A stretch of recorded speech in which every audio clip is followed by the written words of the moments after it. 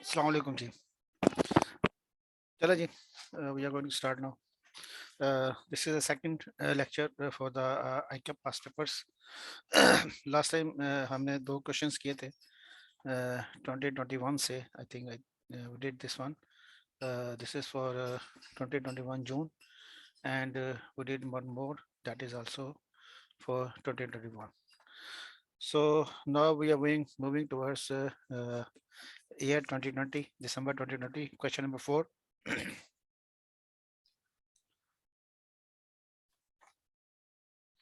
Requirement क्या है जी इसकी? कहता है जी कि prepare the revise consolidated financial statement of SL 31 December 2019 in according with IFS. वो कहता है जनाब आप बैलेंस शीट बना दें. इसकी पीरियड उसका है दिसंबर 31 दिसंबर 2019.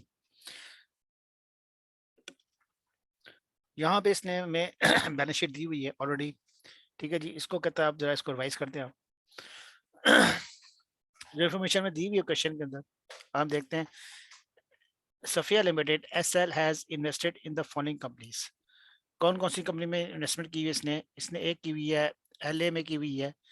एलए में इसने 50% यहाँ की है और उसके बाद उसने यहाँ पे 20% एक्स्ट्रा की है. ठीक है जी. तो जब वो एक्स्ट्रा पेमेंट इन्वेस्टमेंट करेगा तो उससे आपको जो है वो गुडविल पे कोई फर्क नहीं पड़ने वाला. गुडविल जो है वो हमेशा फर्स्ट टाइम कैलकुलेट होती है जब आप कंट्रोल गेन करते हैं. जब इसने 2015 में कंट्रोल गेन किया होगा तब उसने गुडविल कैलकुलेट की होगी. जब वो फर्दर एक्विजिशन करेगा तो उससे हम जो है गुडविल को कोई इफेक्ट नहीं डालेंगे. ठीक है जी. उसके बाद उसने जो है वो एलबी में इन्वेस्टमेंट की हुई है 60% एंड एलसी में इन्वेस्टमेंट की हुई है उसने 90%. तो ये सब आपकी जो है मोर देन 50% आपकी इन्वेस्टमेंट्स हैं. तो ये सारी क्या है आपकी, ये सारी आपकी सब्सिडीज बन जाएंगी. उसके बाद वो कहता है जी आपको कि यहाँ पे इसको जो है वो गुडविल दिया हुआ है दो जगह पे. एक जगह पे उसने क्या दिया हुआ है उसको, आपका कैपिटल रिजर्व दिया हुआ है. यहाँ पे गुडविल कैलकुलेशन कोई नहीं होनी यहाँ पे. और यहाँ पे जो है वो हमें देखेंगे गुडविल क्या कैलकुलेट होगी. यहाँ पे हमने गुडविल को जो है वो कैलकुलेट करना है. उसके बाद वो जनाब बैलेंस शीट दे रहा है. वो कहता है जनाब द प्रॉपर्टी प्लांट पीपी जो है उसका दिया हुआ है, गुडविल दी हुई है. उसके बाद इन्वेस्टमेंट्स इन फेयर वैल्यू के हिसाब से इन्वेस्टमेंट दी हुई है. किस में दी हुई है उसने?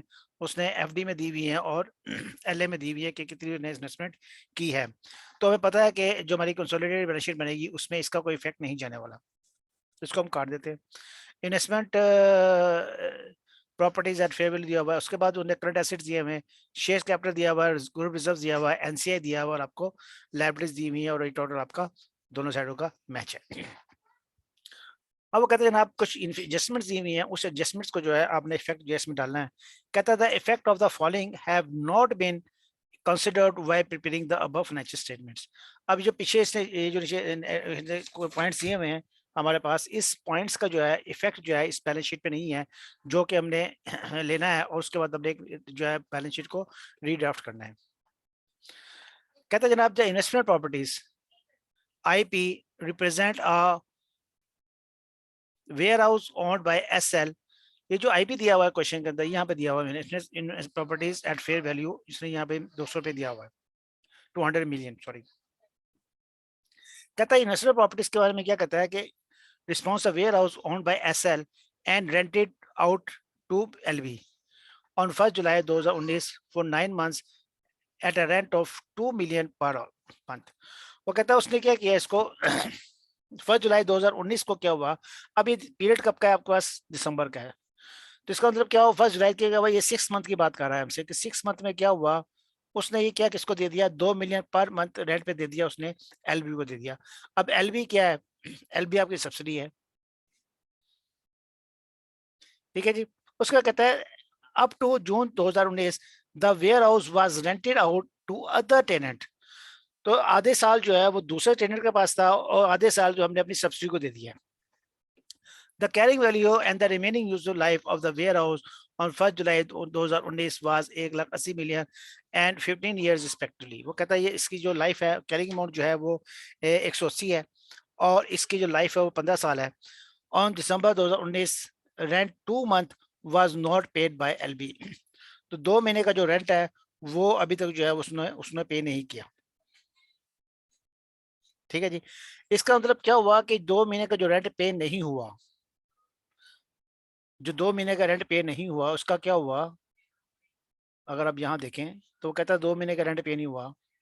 इसका मतलब क्या हुआ कि एक लाइब्रेरी के अंदर एक जनरेट, एलबी की लाइब्रेरी जनरेट हुई होगी, एलबी ने क्या कहा होगा, एलबी ने कहा होगा 2 महीने का रेंट, ठीक है 2 मिलियन रेंट है, तो 4 मिलियन जो है वो एलबी की लाइब्रेरी में आ रहा होगा। ठीक है जी। तो हम क्या करेंगे, एलबी की जो लाइब्रेरीज है, ये जो लाइब्रेरीज है कंसोलिडेटेड आ रही है, इसके अंदर हम देखेंगे कि ये 4 मिलियन आ रहा होगा। ठीक है जी। तो हम यहाँ से इसको माइनस कर देंगे। तो मैं यहाँ पे हमने बैलेंस शीट बनाई हुई है, तो यहाँ पे हम जो लाइब्रेरीज हैं इसके अंदर मैं अगर आपको 4 मिलियन जो है वो माइनस कर दूं,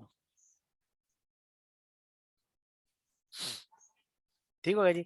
तो कंसोलिडेटेड जो लाइब्रेरीज आ रही है उसके अंदर जो है वो 4 मिलियन क्या आ रहा था, 4 मिलियन वाला वो आ रहा था, रेंट पेएबल था। तो ये एक पेएबल होगा, दूसरे का रिसीवेबल होगा। ठीक है।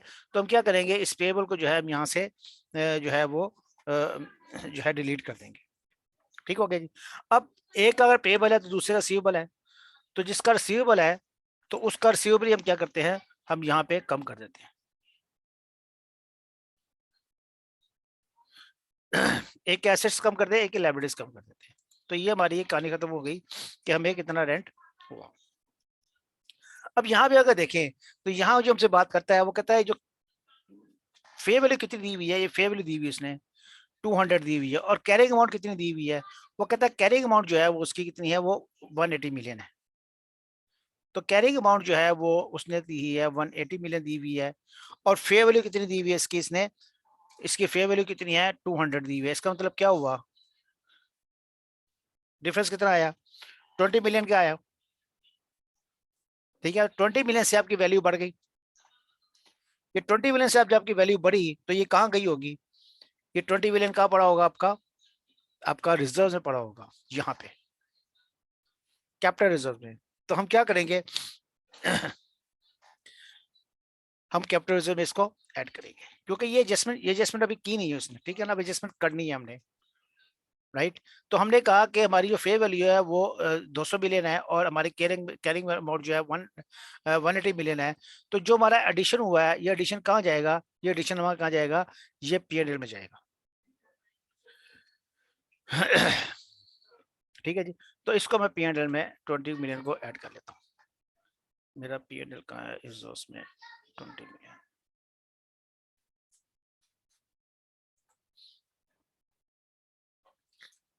ठीक हो गया जी। और इसमें क्या चीज है, इसमें ये बता रहा है आपको, वो कहता है जो 18 मिलियन की वैल्यू है ये 15 साल के लिए है। ठीक है जी। तो ये 18 मिलियन की जो वैल्यू 15 साल के लिए है, और आपने कितने 6 महीने गुजर चुके हैं, 6 महीने के लिए आपने इसको रेंट पे देना है। तो इसकी जो डेप्रिसिएशन होगी वो हम चार्ज करेंगे।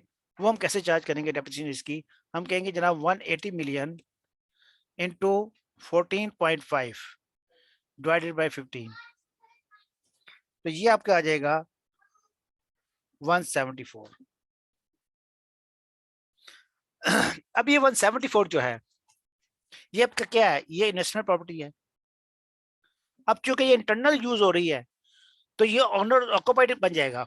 जब ग्रुप के लिए ये क्या है, ग्रुप के लिए ये नेशनल प्रॉपर्टी नहीं है, ग्रुप के लिए क्या बनेगा, ये ऑनर्स ऑक्युपाइड बन जाएगी, क्योंकि ये विद इन ग्रुप इस्तेमाल हो रही है। तो इसको हम क्या करेंगे, इसको हम इन्वेस्टमेंट प्रॉपर्टीज को खत्म करके इसको पीपी में ले जाएंगे। ठीक है जी। तो यहां से हम क्या करेंगे, इसको यहां से निकालेंगे। हम कहेंगे ये नेशनल प्रॉपर्टी जो है नेशनल प्रॉपर्टी नहीं रही, बल्कि क्या बन गया, ये पीपी बन गया। तो नेशनल प्रॉपर्टी को हम निकाल देंगे और इसको पीपी में ऐड कर देंगे। ठीक है जी। वो तो 174 जो है मैं पीपी में ऐड कर देता हूँ, क्योंकि ये हमारी अब इन्वेस्टमेंट प्रॉपर्टी नहीं रही, तो इन्वेस्टमेंट प्रॉपर्टी को हमने काट दिया है। आईपी जो है हमारा जीरो हो गया।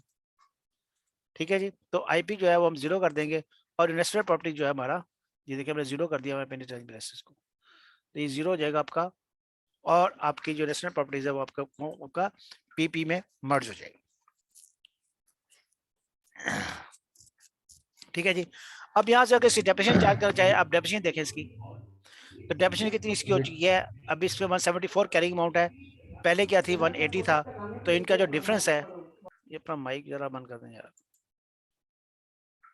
तो इनका जो ये डिफरेंस है, चाहिए 14.5 कैसे किया सॉरी कौन सा 14.5, डेप्रिसिएशन हाँ ये देखो डेप्रिसिएशन के ये लिए? 6 महीने के लिए हुआ है। ये हमने इसको क्या किया, हमने कहा कि इन्वेस्टमेंट देखें, इन्वेस्टमेंट प्रॉपर्टी थी हमारे पास, जो हमारे पास जनवरी से लेकर जून तक रही, वो हमने आउटसाइडर जो था उसको हमने इन्वेस्टमेंट दी थी। तो उस टाइम तक वो इन्वेस्टमेंट प्रॉपर्टी था, आईपी था।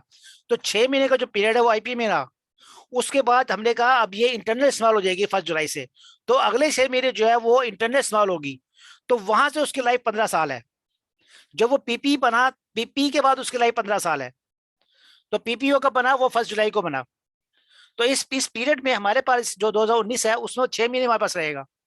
तो पहले 6 महीने वो आईपी में था, तो उसकी डेप्रिसिएशन आईपी में जाएगी। और आईपी में हमने कौन सा मेथड रखा हुआ है, फेयर वैल्यू मेथड रखा हुआ है, हम उसको फेयर वैल्यू पे जाते थे, उसको छोड़ दे।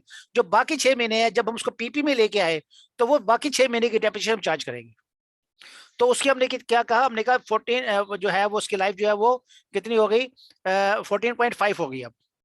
और टोटल कितना रह गया, वो 15 साल का है। तो 6 महीने जो है वो आईपी में इस्तेमाल हो गए, तो उसकी डेप्रिसिएशन हम चार्ज नहीं करेंगे। तो बाकी 14.5 जो है उसकी डेप्रिसिएशन हम चार्ज करेंगे। तो ये आपकी डेप्रिसिएशन निकल आएगी 6 मिलियन। ठीक है जी। तो ये आपका 6 मिलियन आ जाएगा। और ये 6 मिलियन कहाँ जाएगा, डेप्रिसिएशन पीपी को रिजर्व होगा, और आपका क्रेडिट कहाँ हो जाएगा, क्रेडिट आपका हो जाएगा रिजर्व्स में। तो इसके जो रिजर्व्स है वहां पे 6 मिलियन को हम जो है वो हम माइनस कर देंगे। ठीक हो गया जी, माइनस। चलो जी, ये जो एडजस्टमेंट थी इसमें जितने मैक्सिमम चीजें थी हमने सारी टेक ओवर कर ली। अब हम चलते हैं अपने अपने अपने सेकंड पॉइंट की तरफ। यहाँ वो बात हमसे करता है जनाब, कहता है a contingent liability of 150 million is as disclosed by LB financial statement was not included in SL in net assets of LB at the acquisition date. SL legal advisor had at that time estimated that LP would be liable to pay 40 million to settle the claim. अब उसने क्या किया, उसने एक contingent liability show की हुई है 150 million की, जो कॉन्टीजेंसी है तो उसने लायबिलिटी बनाई नहीं उसको। तो वो क्या हुआ, वो एक डिस्क्लोजर दिखाई जा रहा है मैंने 150 मिलियन पे करना है। लेकिन हमारा जो लीगल एडवाइजर है उसने कहा सर आपको 40 मिलियन तो पे करना ही पड़ेगा। तो 40 मिलियन तो आपको पे करना ही करना है। तो ये 40 मिलियन आपने पे करना है, इसकी आपने एंट्री पास करनी है। On 31st December, it was still appearing in the contingent liability of LB 31st December। अब जब साल क्लोज हुआ तब भी जो है वो उसकी जो है वो एस्टिमेटेड 60 मिलियन की लायबिलिटी शो कर रहा है। वो अभी जो एलबी है, जो हमारी सब्सिडी है, वो अपने डिस्क्लोजर में कंटीजेंट लायबिलिटी शो करे जा रहा है, अभी इसकी लायबिलिटी शो नहीं कर रहा। अब वो स्टैंडर्ड क्या कहता है, स्टैंडर्ड में IFRS 3 कहता है कि अगर आपको कंफर्म है कि जनाब ये पैसे आपने पे करने हैं, तो इसको आप एज ए लायबिलिटी शो करें, इसको आप कंटीजेंसी शो ना करें। तो 40 मिलियन की जो है मुझे एंट्री पास करनी है। तो 40 मिलियन की जब मैं एंट्री पास करूंगा तो इसकी एंट्री क्या बनेगी, इसकी एंट्री क्या बनेगी, एक लायबिलिटी में को मैं कन्वर्ट करूंगा इसको। तो मैं क्या करूंगा, तो मैं लायबिलिटी को क्रेडिट कर दूंगा।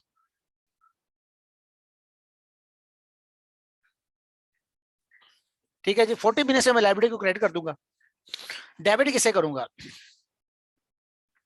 अब जो एलबी है वो क्या है, वो हमारी सब्सिडी है। ठीक है जी, एलबी हमारी सब्सिडी पड़ी हुई है, इसमें 60% हमारा एक शेयर है, इसमें हमारा 60% स्टेक है।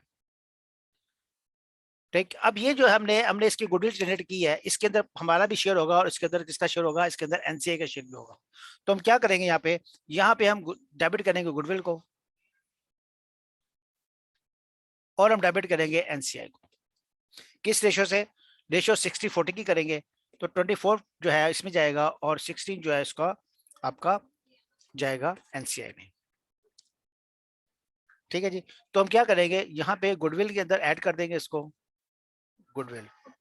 तो गुडविल के अंदर इसको हम ऐड करेंगे 24, और एनसीआई डेबिट हो रहा है, तो एनसीआई यहाँ पे डेबिट हो रहा है, तो इसको हम क्या कर देंगे, क्रेडिट कर देंगे 16 से। ठीक है जी। तो गुडविल को हमने डेबिट कर दिया, और एनसीआई को हमने कर दिया क्रेडिट।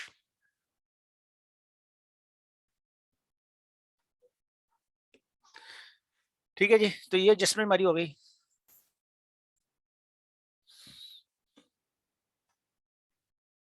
इसके बाद आगे चलते हैं जनाब। अब वो कहता है while calculating bargain purchase option of LC, LC की बात कर रहा है। एलसी में क्या हुआ था, अगर हम एलसी को देखें तो एलसी के अंदर हमारे पास 90% है, और इसको हमने कहा कि हमारे पास जो रिजर्व्स है वो 60 मिलियन है। हमारी गुडविल नहीं है इस पे, इस बल्कि हमारा इस पे कैपिटल रिजर्व्स है 60 मिलियन का। अब वो इसकी बात कर रहा है, हमें क्या कहता है, कहता है वाइल कैलकुलेटिंग बार्गेन ऑप्शन, कितनी जब बार्गेन हमने लिया, हमने 60 मिलियन का रिजर्व लिया हुआ इस पे, उसमें क्या हुआ, purchase consideration of 120 million, purchase consideration 120 million payable in cash in March 2021। ये परचेज कंसिडरेशन आपने कहा था हम आपको 2021 में पे करेंगे, वाज नॉट कंसिडर, उसका इफेक्ट ही नहीं लिया गया। एप्लीकेबल डिस्काउंट रेट कितना 10% है। अब कॉन्टीजेंट कंसिडरेशन जो होती है उसको IFRS 3 कहता है कि कॉन्टीजेंट कंसिडरेशन को आपने जो है वो लायबिलिटी ही कंसीडर करना है, चाहे उसके अंदर कंडीशंस दी हुई है या नहीं दी हुई। अगर ये कंडीशनल भी होता तब भी मैं इसको लायबिलिटी बनाता, अगर ये अनकंडीशनल है तब भी मैं इसको लायबिलिटी बनाऊंगा। ये IFRS 3 क्लियर कह रहा है हमें। तो ये जो कंटीजेंसी है, ये जो परचेज कंसिडरेशन है जो कंटीजेंट है, उसको हमने कॉन्टीजेंट सब में बनाना ही नहीं है, उसको आपने एज ए लायबिलिटी बनाना है। तो इसका मतलब क्या हुआ कि मुझे जब जब मैंने गुडविल कैलकुलेट करने गया होगा उस टाइम मैंने क्या किया, गुडविल कैलकुलेट की, लेकिन मेरा कैपिटल रिजर्व निकल आया, उसमें मैंने 121 की पेमेंट दिखाई दी, उसको हमने अब बुक करना है। आपने कहना ये पेमेंट आएगी, जब पेमेंट आएगी तो इसकी एंट्री क्या होगी। वो कहता है जनाब आपका 121 हमने पे करना है, ठीक है जी। तो मैं अगर इसकी प्रेजेंट वैल्यू निकालूं, पहले सबसे पहले मुझे क्या करना पड़ेगा, 121 की प्रेजेंट वैल्यू निकालनी पड़ेगी। डिस्काउंट फैक्टर आप लेंगे 3%, 10%, 2 साल का इस पे लगाएंगे आप डिस्काउंट फैक्टर, तो ये आपका आ जाएगा 100, इसकी प्रेजेंट वैल्यू आ जाएगी। तो वो जो पेमेंट मैंने अभी 121 करनी है इन फ्यूचर, उसकी आज की वैल्यू कितनी है, उसकी आज की वैल्यू जो है वो 100 है। अगर मैं इसको 100 को थोड़ा सा ब्रेक करूं तो मैं कहता हूँ जनाब फर्स्ट ईयर में क्या होगा और सेकेंड ईयर में क्या होगा। कैश फ्लो कितना जाएगा, फर्स्ट ईयर में मैंने कहा 100 जाएगा, ठीक है जी। उस पर इंटरेस्ट कितना है, एट द रेट ऑफ 10%, इसका 10% इंटरेस्ट आएगा, और जो प्रेजेंट वैल्यू बचेगी साल के एंड पे वो 110 बचेगी। ये 110 ओपनिंग बचेगा, इसका 10% मैं लूंगा 11, तो ये आपका 121 पूरा हो जाएगा। ये इसका मैंने आपको एक फ्लो चार्ट बना दिया कि 2 साल में इसकी पेमेंट कैसे होगी। अब यहाँ पे देखें जनाब, आप यहाँ पे अब आपका इंटरेस्ट पे हुआ, ठीक है जी। तो इंटरेस्ट आपका पे कितना हो रहा है, इंटरेस्ट आपका पे हो रहा है यहाँ पे फर्स्ट ईयर का 10 ईयर, राइट। लेकिन फर्स्ट ईयर में क्या है, आपके आपके कितने महीने हैं, आपके सिर्फ 9 महीने के लिए पे होगा ये, तो इसका आप 9/5 कर ले तो इतना आपका एक्सपेंस होगा पहले साल का। ये आपका करंट ईयर एक्सपेंस है, करंट ईयर एक्सपेंस,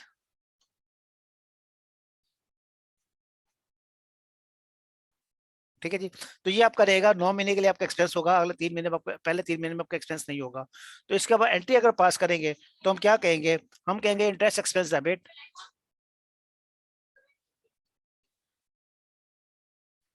ठीक है जी। उसके बाद हमने क्या किया, हमने हमने रिजर्व्स कैलकुलेट किया हुआ, हमने कैपिटल रिजर्व्स कैलकुलेट किया हुआ। ऊपर क्वेश्चन में दिया हुआ 60 मिलियन, आपने कैपिटल रिजर्व निकाल के बैठे हुए जो गलत निकाला हुआ है, उसमें 121 का इफेक्ट ये नहीं था, तो उस रिजर्व को आप रिवर्स कर दे। रिजर्व आपका क्रेडिट आया होगा तो आप उसको डेबिट कर ले, ठीक है जी। उसके बाद आप क्या करें, आपकी टोटल लायबिलिटी कितनी है, आपकी अगर लायबिलिटी हम देखें, हमने ऊपर कैलकुलेट की हुई है, हमने कहा कि 100 रुपए तो ये देने हैं और एक ये देना है, तो दोनों को आप जमा कर लें तो ये आपका आ जाएगा 107.5, ये आपकी टोटल लायबिलिटी है पहले साल के एंड पे। तो ये आपकी लायबिलिटी में मैं क्रेडिट कर देता हूँ 107.5। अब इसको बैलेंस कर ले, इसको जब बैलेंस करेंगे तो यहाँ पे आपका डिफरेंस रहेगा 40 का, और ये क्या होगा, ये आपका गुडविल कैलकुलेट हो जाएगा। तो ये जनाब आपका वो 121 मिलियन जो आपने भी कैश ट्रांजेक्शन आप करना भूल गए थे, उसका जो इफेक्ट आएगा वो इस एंट्री के थ्रू आएगा, ठीक है जी। तो अब हम क्या करते हैं, 60 हम क्या करते हैं रिजर्व में से माइनस करते हैं, और 7.5 जो है, ये दो चीजें जो है आपकी रिजर्व में जाएंगी। 60 और 7.5 जो है ये रिजर्व से माइनस होगा, तो ऊपर रिजर्व में से इसको माइनस कर देते हैं, 67.5, ठीक हो गया जी। दूसरी एंट्री क्या है, गुडविल, गुडविल में ऐड कर ले आप, गुडविल आपकी ये आ रही है, तो गुडविल में आपका 60 ऐड हो जाएगा। ठीक है जी। उसके बाद एंट्री में क्या रह गया, 60 हो गया, 40 हो गया, इंटरेस्ट हो गया, और लाइबिलिटी में 107.5 जो है वो लाइबिलिटी में ऐड कर दी। तो लाइबिलिटी में आपका एडिशन हो जाएगा 107.5। ठीक हो गया जी। तो ये वाली एडजस्टमेंट जो है इसका भी जो है वो डी एंड हो गया। यहाँ से क्या हुआ, रिजर्व जो था हमारा कैंसिल हो गया। गुडविल 14, जी सर, गुडविल 14, किसकी बात कर रहे हैं आप? गुडविल टोटल हमारा 40 आया ना, ये रहा 40, अपने ऊपर 60, और 60 वाला कैपिटल रिजर्व है। वो कैपिटल वो रिजर्व हमारा 60 लेस क्वेश्चन के कर स्टार्ट में दिया, दिया तो हमने कैंसिल कर दिया। ठीक हो गुडविल गया। अपने 60 डाल दिए ऊपर किधर ऊपर 60 डाल दिया? क्वेश्चन में। ये गुड, सॉरी।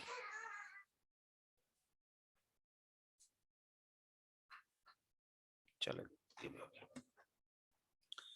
चलो जी, हमारे इसके साथ ये जस्टिफिकेशन खत्म होगी। अब हम चलते हैं जी आगे। कहता है LC which deals in office equipment sold. अब एलसी क्या है, ये भी हमारी सब्सिडी है। ठीक है जी, ये हमारा एलसी है। एलसी में हमारी 90% इन्वेस्टमेंट है।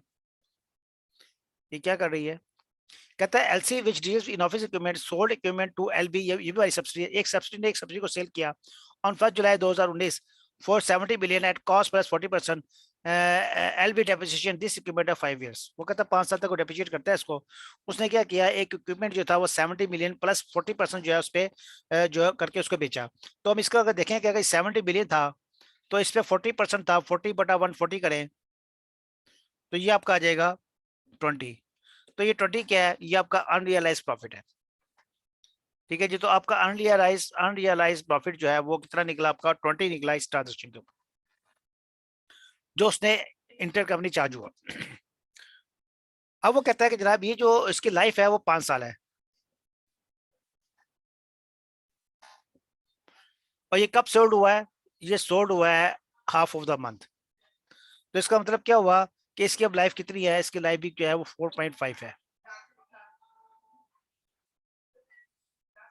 तो ये इसकी कैरिंग मोड बन जाएगी। जो अनरियलाइज प्रॉफिट है उसको आप जो है वो 4.5 पे जो है उसको उसको डेप्रिशिएट करेंगे तो वो आपका आ जाएगा 18 आ जाएगा।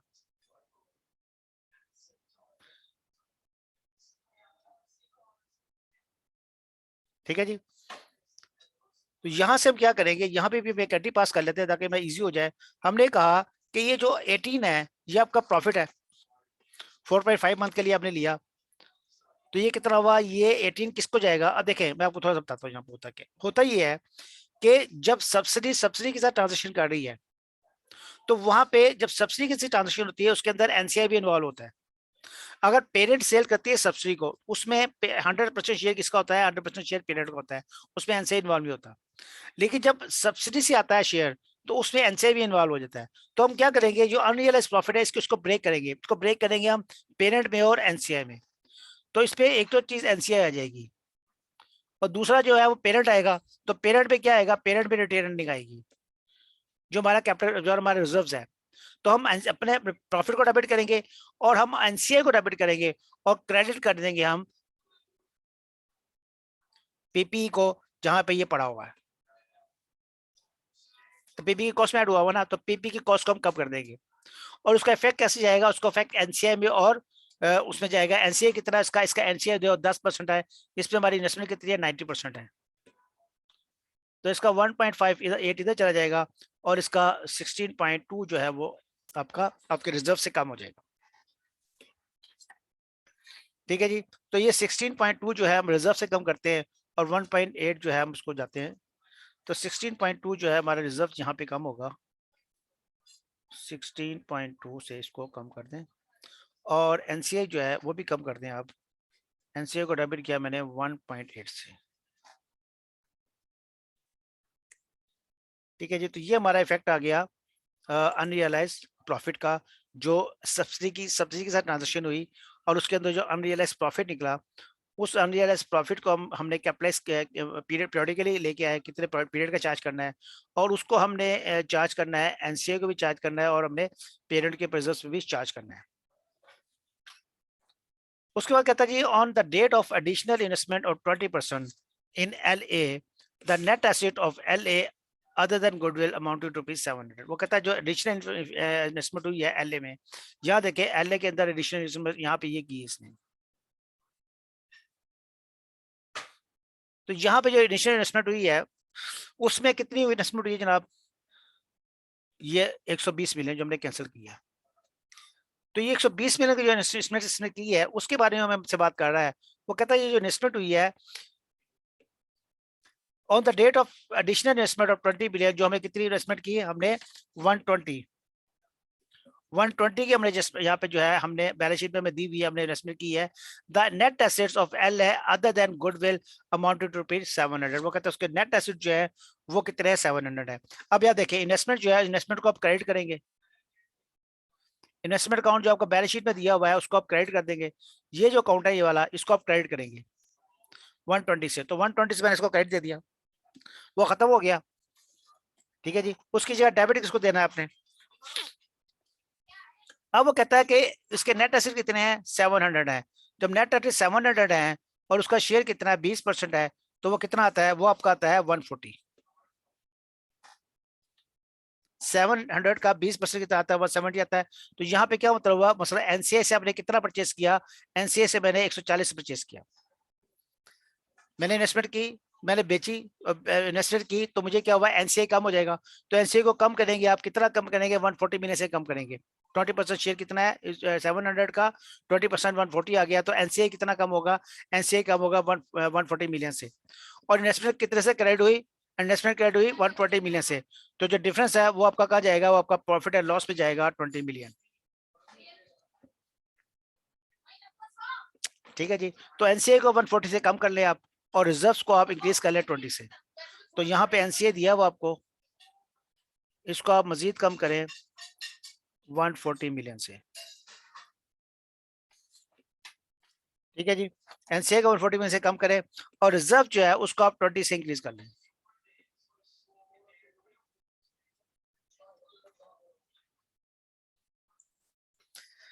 ठीक है जी, तो ये एडजस्टमेंट भी हमारी पूरी हो गई। आगे चलते हैं। अब वो बात करता है आपसे, कहता है for consolidation FD the following information is available. क्या इंफॉर्मेशन है जी, एफडी जो है वो भी हमारी सब्सिडी है, ये फॉरेन सब्सिडी हमारी, यहाँ पे एंड पे दी हुई है उसने, यहाँ पे 70% है ये एडजस्टमेंट कैसे बनेगी जनाब हमारी। कहता है FD is registered in China and its functional currency is Chinese yen. On the date of acquisition FD retain earnings is 20 million. तो रिटेन अर्निंग कितनी है इसकी, जिसने जब हमने इसको एक्वायर्ड किया उससे टाइम उसकी जो रिटेन अर्निंग थी वो 20 मिलियन थी। The fair value of its net assets was equal to their book value except, क्या है जी, कहता है intangible assets whose fair value are higher is carrying amount of 15 million, its remaining useful life is 10 years. वो कहता है उसके तमाम एसेट्स जो हैं वो एसेट्स जो है वो कैरिंग वैल्यू पे ही हैं, लेकिन जो इंटेंजिबल एसेट्स हैं, इंटेंजिबल एसेट्स यहाँ पे उसने दिए हुए हमें यहाँ पे, वो कहता है ये जो इंटेंजिबल एसेट्स हैं ये 15 मिलियन से ज्यादा हो चुके हैं, इसके फेयर वैल्यू 15 मिलियन इंक्रीज हो चुकी है, और उसकी लाइफ जो है उसने कहा उसकी लाइफ जो है वो 10 ईयर है। ठीक है जी, उसका उसने बैलेंस शीट बनाकर दी है एफडी की बैलेंस शीट उसने दी है 31 दिसंबर 2021 की। वो कहता है इसमें प्रॉपर्टी प्लांट इक्विपमेंट है, इंटेंजिबल एसेट्स है, इन्वेस्टमेंट जो फेयर वैल्यू भी दी हुई है, करंट एसेट्स है उसके, शेयर कैपिटल दिए हुए, रिटर्न दी हुई है, लायबिलिटीज दी हुई है। उसके बाद उसके एक्सचेंज रेट दिए हुए, एक्सचेंज रेट जो है हमें जिस डेट को एक्वायर्ड किया है उस डेट का एक्सचेंज रेट है, और जिस जिस डेट का बैलेंस शीट बना रहे हैं वो आपके पास है, और एवरेज रेट आपको 2019 का उसने दिया हुआ है। SL value non contract interest at and proportional share of fair value, ये प्रोपोर्शनल शेयर जो है ये जो है वो फुल वैल्यू मेथड नहीं है, ये फेयर वैल्यू जो एनसीए है उसको अपने प्रोपोर्शनल ऑफ नेट एसेट्स पे कैलकुलेट करना है। चलो जी, अब यहाँ देखते हैं जो इन्फॉर्मेशन में दी हुई है, तो यहाँ पे हम इसकी पहले opening balance sheet, closing balance sheet तो हमें दी हुई है इसकी, तो हम इसकी पहले ओपनिंग बैलेंस शीट बना लेते हैं, और ये हमें बैलेंस शीट किस पे दी हुई है, ये हमें उसने येन में दी हुई है। इसके अगर हम ओपनिंग बैलेंस शीट अगर बनाएं तो हम देखें इसका कैपिटल कितना है 60, और 60। यहाँ पे अगर मैं इसकी ओपनिंग बैलेंस शीट बना लूँ,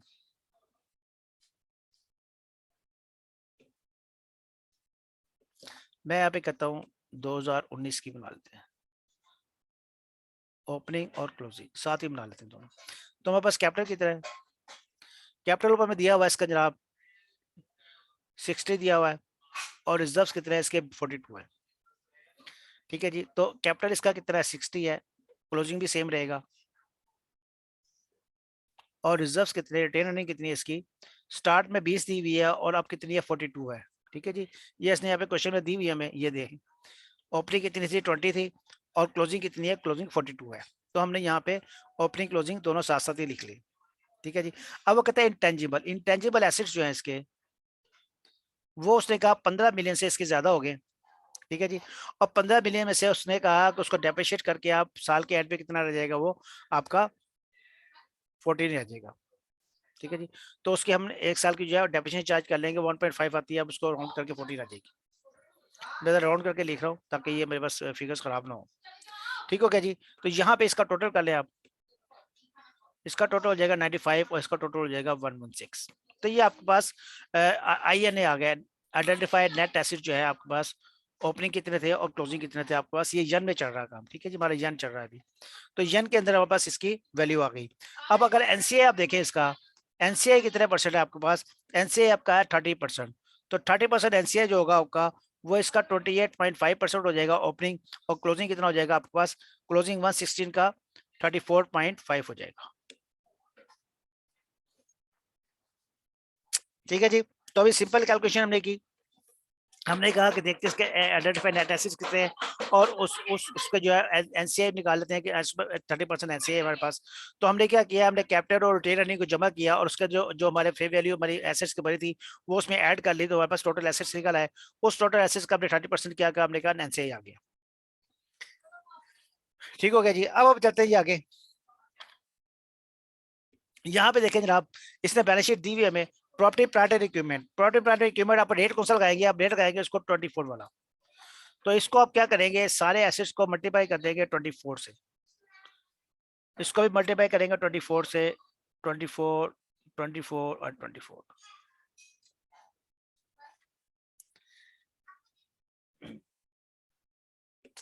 ठीक है जी, तो ये आपका आ जाएगा, इसको मैं जब 24 से मल्टीप्लाई करूं तो यहाँ पे इसको रुपीज में आ जाएगा, तो ये हो जाएगा 2400, ये रुपीज इन मिलियन है। 14 इंटू 14 जो था इसके अंदर आपने क्या किया, इसके अंदर आपने एडिशन की 14 की, तो ये आपका हो गया 54 टोटल। ठीक है जी, क्लोजिंग आपका था ना इन्वेंट्री, आपने यहाँ पे बैलेंस शीट बनाई, ये देखिए 14 आपने ऐड किया, तो ये 14 आपकी फेयर वैल्यू इंक्रीज हुई है, इसको आप जमा कर लेंगे, ये हो गया 54 हो जाएगा। 54 को आप मल्टीप्लाई करेंगे 24 से, तो ये आपका आ जाएगा 1296।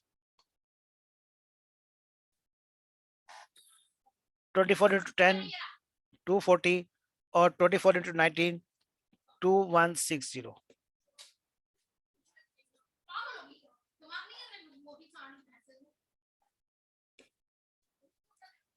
ठीक है जी, अब यहाँ पे हमने गुडविल कैलकुलेट करनी है इसकी।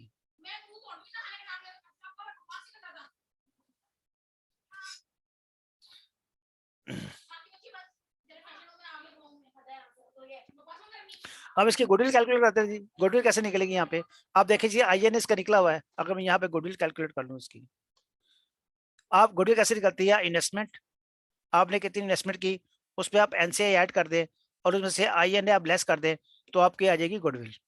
तो INA आपने कितना निकाला है इसका, 95 निकाला है आपने। ठीक है जी, और आपने इसके एनसीआई कितना निकाला है 28.5, और इसके बाद हमने इन्वेस्टमेंट कितनी की हुई है इसमें,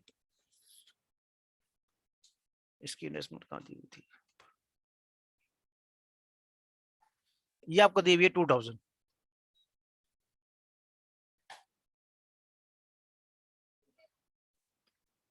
ये 2000 पाक रुपीज है,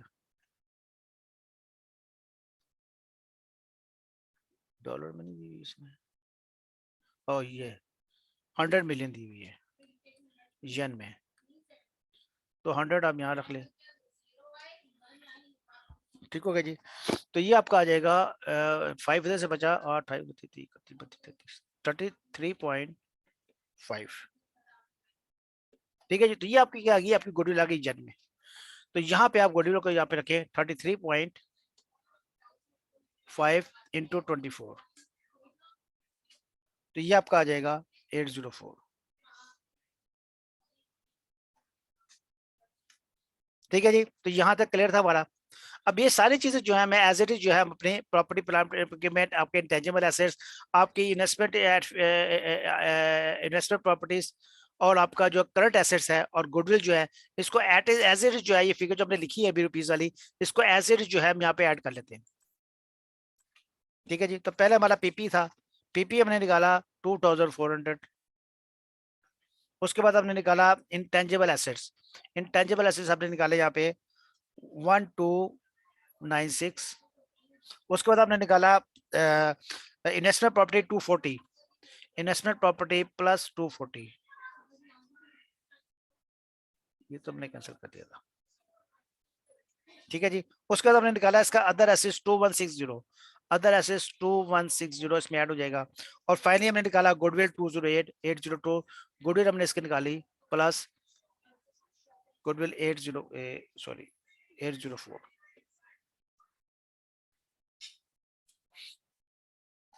ठीक है जी। तो एज इट इज जो चीज हमने कैलकुलेट की थी वो सारी की सारी हमने क्या की है, हमने उधर अपनी अपनी बैलेंस शीट में ऐड कर ली। अब आप आ जाए कैपिटल लाइबिलिटी साइड पे, लाइबिलिटी साइड पे आप आते हैं तो वहां पे वही बात होगी, इसको भी 24 से मल्टीप्लाई करेंगे हम, तो ये आपका आ जाएगा 835.2, और इसको भी हम मल्टीप्लाई करेंगे 138, सॉरी 138 इंटू 24 ये आएगा 3312। इसके बाद जनाब आपका एनसीआई हमने कैलकुलेट किया, एनसीआई हमने कितना निकाला इसका 34.8,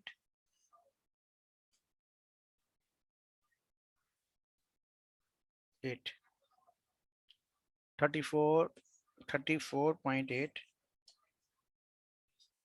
इंटू 24, तो ये आपका आ जाएगा 835.20।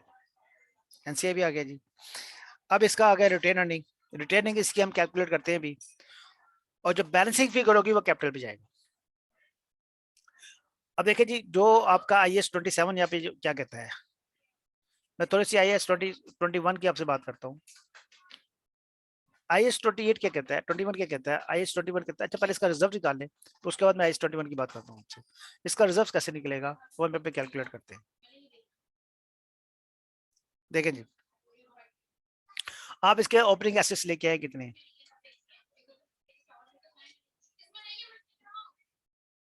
ओपनिंग एसेट्स हमने इसके कितने कैलकुलेट किए, हमने इसके ओपनिंग एसेट्स हैं वो कब के हैं, 2019 के।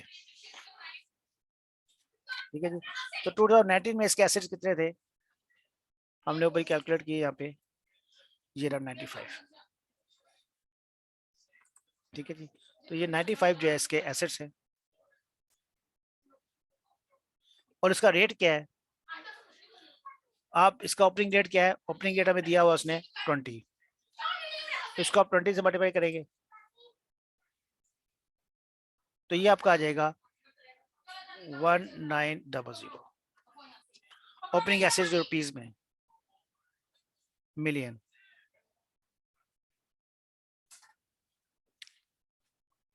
ठीक है जी। उसके बाद अब क्या हुआ, इसका प्रॉफिट आया 2019 का, 2019 में इसका प्रॉफिट हुआ, प्रॉफिट कितना हुआ इसको, टोटल प्रॉफिट इसका बुक्स में दिया 42, 20 इसका पहले से आ रहा था, तो इसका मतलब क्या हुआ कि नेट में इसको 21 का प्रॉफिट हुआ, और उसका एवरेज रेट क्या है, एवरेज रेट जो है वो आपको कितना दिया हुआ है, 9 महीने का 23 दिया हुआ है। ठीक है जी। तो ये 23 से इसको मल्टीप्लाई कर देंगे हम, तो ये आपका बाहर चला जाएगा, तो आपके जो क्लोजिंग एसेट्स आ जाएंगे, आपके क्लोजिंग एसेट्स आपके ये आ जाएंगे, क्लोजिंग एसेट्स। अब आपके क्लोजिंग एसेट्स हमने कैलकुलेट किए हुए हैं, हमने यहाँ पे कैलकुलेट किए, हमने कहा हमारे क्लोजिंग एसेट्स जो है 116 है, तो 116 के हिसाब से आपका रेट क्या चल रहा है, क्लोजिंग एसेट पे रेट क्या है आपका, 116 पे आपका रेट क्या चल रहा है, 24, ये रेट चल रहा है आपका। तो 116 इंटू 24 क्या होता है आपका, वो आपका क्लोजिंग एसेट बनते हैं बेसिकली। तो क्लोजिंग एसेट से आपके क्या बनेंगे, 116 इंटू 24, तो ये बनेगा 2784। इसका मतलब क्या हुआ कि आपका एक्सचेंज गेन हो गया, कितना, 401 से। आपके क्लोजिंग एसेट्स जो थे वो 2784 के बनते हैं, और जो आप ओपनिंग से लेके आए थे प्रॉफिट ऐड करके वो बनता था 2383, क्योंकि उस पे रेट जो था वो आपका 23 लगा होता, और 20 और एवरेज रेट 23 लगा होता, और ओपनिंग 20 पे थे। अब रेट चेंज हो गया, तो आप क्या करेंगे इसको, ये आपका क्या आ जाएगा, ये आपका एक्सचेंज गेन आ जाएगा। अब IAS 21 की थोड़ी बात करते हैं, वो क्या कहता है। IAS 21 ये कहता है कि जब आप जो बैलेंस शीट को सब्सिक्वेंटली जो है सब्सिक्वेंट पीरियड में जब आप ट्रांसलेट करेंगे, तो आप क्या करेंगे, आप बैलेंस शीट पे जो आपके मॉनेटरी आइटम्स हैं उस पे आप क्या करेंगे, आप स्पॉट रेट लगाएंगे 31 दिसंबर का, ठीक है जी। और जो आपके नॉन मॉनेटरी आइटम है उसको आप हिस्टोरिकल कॉस्ट पे रखेंगे। और जो आपका इक्विटी होगा, इक्विटी को आपने हमेशा वही रेट लगाना है जो डेट ऑफ ट्रांजेक्शन का होगा, ठीक है जी। तो यहाँ पे हमने क्या किया, हम इसका जब लेके आए, हमने जब क्लोजिंग एसेट्स बनाए, क्लोजिंग एसेट्स हमने क्या किया, हमने क्लोजिंग रेट लगाया है इसका, हम इसको ट्रांसलेट कर रहे हैं, तो वो वहाँ पे क्या हुआ, एक्सचेंज डिफरेंस निकला है। अब आप देखें एक्सचेंज डिफरेंस जो आया, इसमें आपके आप बस करंट ईयर का प्रॉफिट आया, इसमें आपका पास कितना शेयर है, 70% है, और एक्सचेंज गेन गेन पे आपका कितना डिफरेंस है, 78%। तो इसका मैं अगर 70% निकालूं तो वो बन जाएगा आपका ये, और इसका 70% निकालूंगा तो वो बन जाएगा 280.70, ठीक हो गया जी। और आप अगर देखें मैं गुडविल की अगर बात करूं, तो गुडविल की मैंने वैल्यूएशन कितने पे की, गुडविल की वैल्यूएशन जो थी वो 30 जो 5 मेरा आया था गुडविल, उस पर मैंने क्या किया, मैंने 24 का रेट लगाया, और ओपनिंग कितना रेट था, 20 का था, तो इसका डिफरेंस कितना आया, 134 आया, ठीक है जी। तो इस सब को आप जमा करें तीनों चीजों को, तो ये आपका आता है 70752.80, तो ये आपका क्या बना, ये आपका रिजर्व बन गया। तो यहाँ पे मैंने ये आपका कैलकुलेट कर दिया 752.80। अब बात करें कैपिटल की। कैपिटल पे जो IAS 21 क्या कहता है कि आपने उसको वही रेट लगाना है जो रेट उसकी डेट ऑफ ट्रांजेक्शन, जब अपने शेयर इशू किए होंगे ना, जब भी कभी इशू किए होंगे, तो उस टाइम वाला रेट लगाना है। तो वो रेट तो वापस अभी नहीं अवेलेबल नहीं है, तो हम क्या करेंगे यहाँ पे हम इसको बैलेंसिंग फिगर जो है उसको हम कैपिटल में डाल देंगे, ठीक है जी। तो ये आपकी बैलेंस शीट जो है वो मैच कर जाएगी। अब यहाँ से जनाब आप इसकी फिगर्स जो है वापस हम लिख लेते हैं। हमने कहा जनाब रिजर्व्स जो है वो, रिजर्व्स में कितना आएगा हमारे पास, जो कैपिटल रिजर्व्स है वो यहाँ पे मैं लिख लेता हूँ। हमने कितना लेके आए, 752.80 लेके आए। कैपिटल में तो कुछ नहीं आएगा। नॉन कंट्रोलिंग इंटरेस्ट NCI की तरह लेके आए, NCI में ऐड हो जाएगा 835.20, और उसके बाद हमने लाइब्रेरी लेके आए, लाइब्रेरी में ऐड किया हमने 3312, ठीक है जी। तो तीनों चीजें जो है यहाँ पे ऐड हो जाएंगी। तो ये जनाब हमारे तकरीबन क्वेश्चन खत्म हो गया है। अब इसको हम ऐड कर लेते हैं। अच्छा जी, इन तीनों का आप ऐड करें, तीन फिगर्स हमारे पास हैं, और इसमें हाँ 14,200 प्लस 2,500 प्लस 174, और इसमें आपकी डेप्रिसिएशन आएगी जो हम माइनस करेंगे, तो ये आपका टोटल आ जाएगा 16756, ठीक है जी। उसके बाद आपका आ जाएगा इनटेंजिबल्स। इनटेंजिबल्स आपके जनाब वो सीधे बाहर चले जाएंगे, 1296। उसके बाद आपका क्या, गुडविल, गुडविल में क्या क्या है जी, आपका 2480,804 प्लस 350, तो ये आपका आ जाएगा 1218। उसके बाद जनाब आपका इन्वेस्टेड प्रॉपर्टीज आ गया, वो 240 बार आ जाएगा, 200 तो हम कैंसिल कर चुके हैं। उसके बाद जनाब इन्वेस्टमेंट एट कॉस्ट, ये तो सारा कैंसिल हो जाएगा, आपका कुछ नहीं बचेगा यहाँ पे। उसके बाद आपका आ जाइए जी फिक्स एसेट्स 4 माइनस हुआ, प्लस इसमें एफडी के फिक्स एसेट ऐड करेंगे, सॉरी वो तो ऐड हुआ।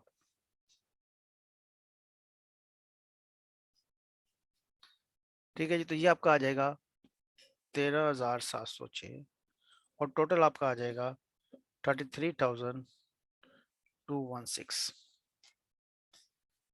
ठीक है जी, लाइबिलिटी साइड पे जाते हैं, तो 6,000 आपका कैपिटल एज इट इज बाहर आ जाएगा। कैपिटल में बांध करता हूँ। नॉन एनसीआई में आप देखें, एनसीआई के अंदर आपने जो लिया 2, 3, 16, 1.8, 140 और 32, इस सबको जमा करेंगे तो ये आपका आ जाएगा 2992.4। उसके बाद जनाब आपका लाइबिलिटीज में आप दें 4 + 40, अच्छा वो इंटेंजिबल 40 भी इसमें आएगा। नीचे हमने कंटीजेंट लाइबिलिटी ऐड की थी, वो मैं लिखना भूल गया यहाँ पे शायद, तो ये 40 आ जाएगा इसमें। और जनाब लाइबिलिटीज में क्या रह गया आपका 40, 1703 सारे, इसके टोटल आ जाएगा आपको 16,815.50। ठीक है जी, रिजर्व्स रह गया आपका। अब रिजर्व्स के अंदर आप देखें 20 - 16 - 67.5, 16.5, 20 सब हो गया। अच्छा, इसमें एफडी का भी आ गया, ये भी आ गया, इस सबको आप जमा करेंगे तो ये आपका आ जाएगा 7408.1। तो ये आपका जनाब 33,216 आ जाएगा। ठीक है जी, तो ये आपका क्वेश्चन जो है इस तरह हमारा पूरा हो जाएगा।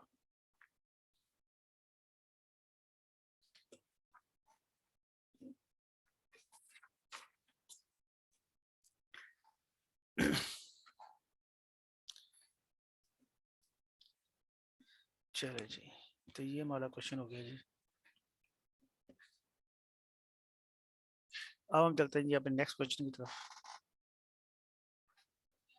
नेक्स्ट क्वेश्चन हमारा 2009 में क्वेश्चन नंबर 4 ही है, ये भी क्वेश्चन नंबर 4 था, ये 20 का था, अब 2019 में आ गया। 2019 में क्वेश्चन नंबर 4 हम करने लगे हैं। ठीक है जी, तो इस क्वेश्चन की रिक्वायरमेंट क्या है, ये कहता है जनाब prepare RL consolidated financial statement of 30 December 2018 according to the IFRS। चलो जी, तो इसके लिए आपने क्या करना है, कंसोलिडेटेड फाइनेंशियल स्टेटमेंट बना देनी है। यहाँ पे हमें ऑलरेडी एक फाइनेंशियल स्टेटमेंट दी हुई है इसने। कहता है draft financial statement of RL, TL and YL on 31 दिसंबर 2018 की उसने दी हुई है, ड्राफ्ट फाइनेंशियल स्टेटमेंट दी हुई है। कहता है जनाब कंसोलिडेटेड फाइनेंशियल स्टेटमेंट इसके बना दें आप। इंफॉर्मेशन क्या दी हुई है,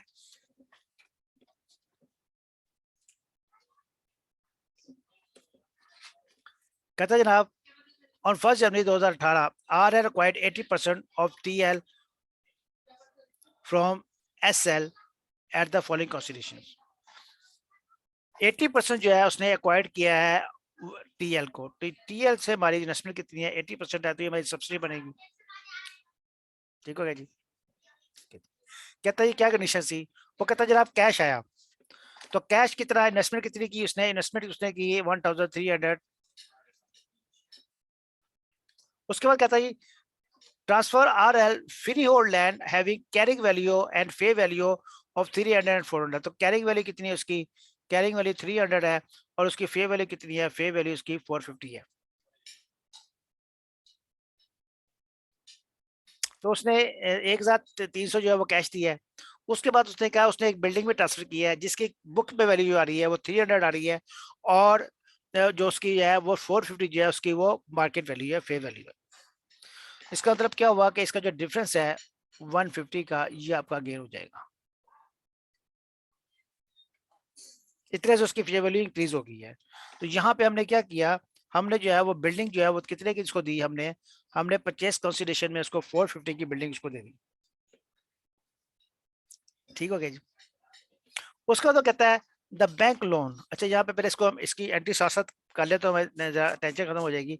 हमने क्या कहा, हमने कहा जो कैरिंग वैल्यू है हमने 300 दे दी उसको, 300 से उसको जब दे देंगे तो क्या होगा, जो पीपी है आपका आपका ये पीपी आ रहा है, तो पीपी में क्या होगा, आपका 300 माइनस हो जाएगा।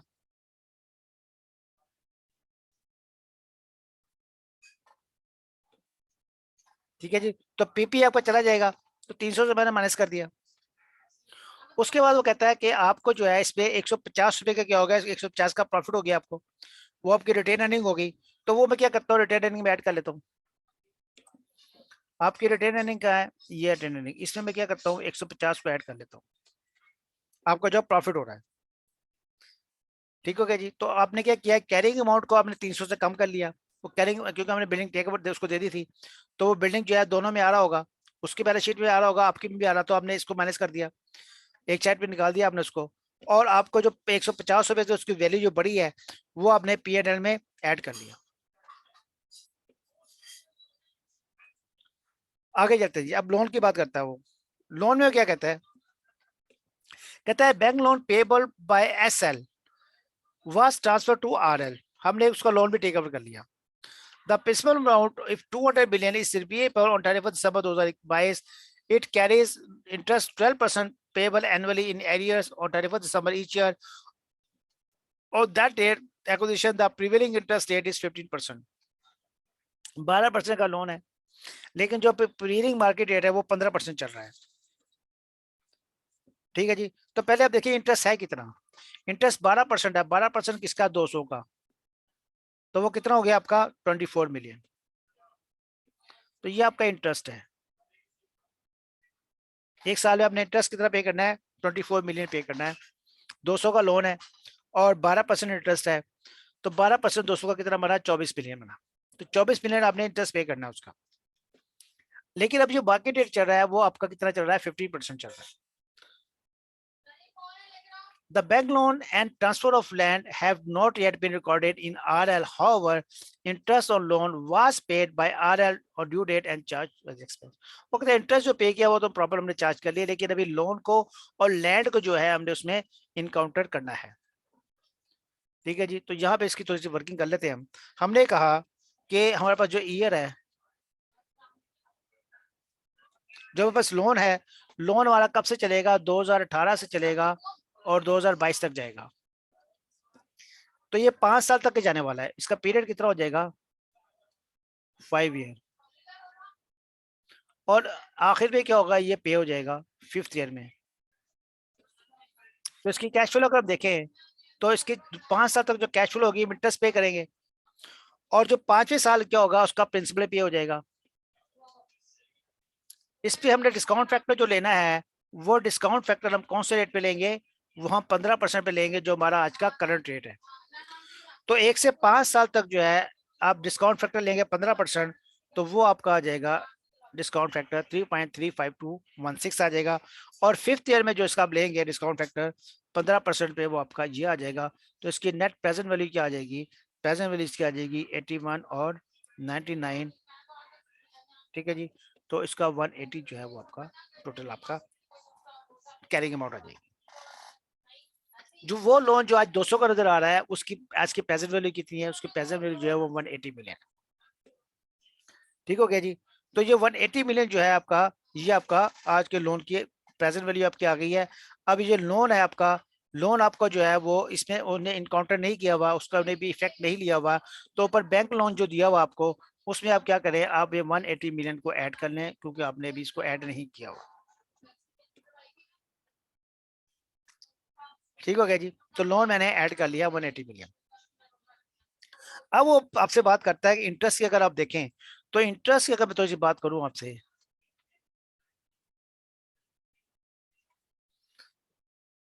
इंटरेस्ट कितना है जनाब, 180 मिलियन पे आपका कितना आएगा, 15%। तो ये आपका आ जाएगा 27। लेकिन आप पे कितना कर रहे हैं, 200 पे 12%, 24। तो ये 3 मिलियन क्या है आपका, ये 3 मिलियन जो है आपका, वो इंटरेस्ट जो है आपकी सेविंग हो रही है।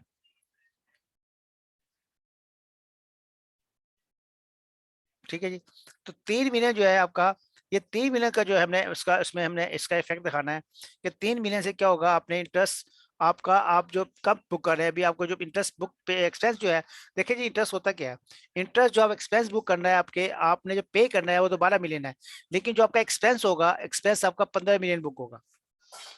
आप पीएनए को जो चार्ज करेंगे वो 15% के हिसाब से चार्ज करेंगे, और जो डिफरेंस होता है वो आपका जो रिस्क फैक्टर है, जो उसको भी कवर करने के लिए, या इन्फ्लेशन फैक्टर जो है उसको कवर करने के लिए आपका एक्सपेंस थोड़ा सा ज्यादा होता है। पेमेंट आपकी 12% होगी, लेकिन जो आपका इंटरेस्ट एक्सपेंस बुक होगा वो आपका कितने बुक होगा, वो आपका 3 पे बुक होगा। तो इसका मतलब क्या, लोन में जो है, लोन में इंटरेस्ट आप ऐड कर लेंगे।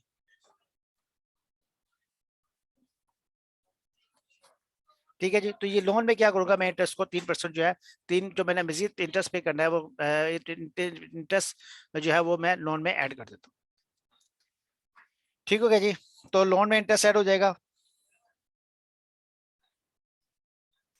और इसका दूसरा इफेक्ट कहाँ जाएगा, इसका दूसरा इफेक्ट जाएगा पीएनएल में।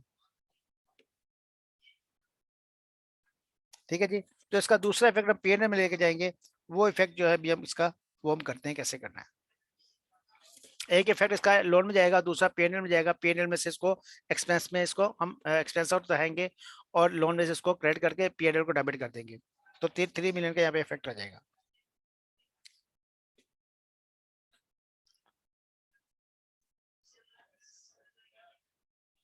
ठीक है जी,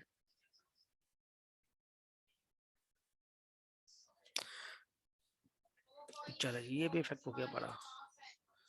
अच्छा, जिसको भी उन्हें पूरा करना है अभी, तो यहाँ पे हमारा लोन हमने टेक ओवर किया, तो लोन हमारा कितना आया, 180 मिलियन। ठीक है जी, तो ये भी हमारी इन्वेस्टमेंट आ जाएगी, तो ये भी हमने उसमें इन्वेस्टमेंट कर दी। अब आप इससे क्या लेंगे,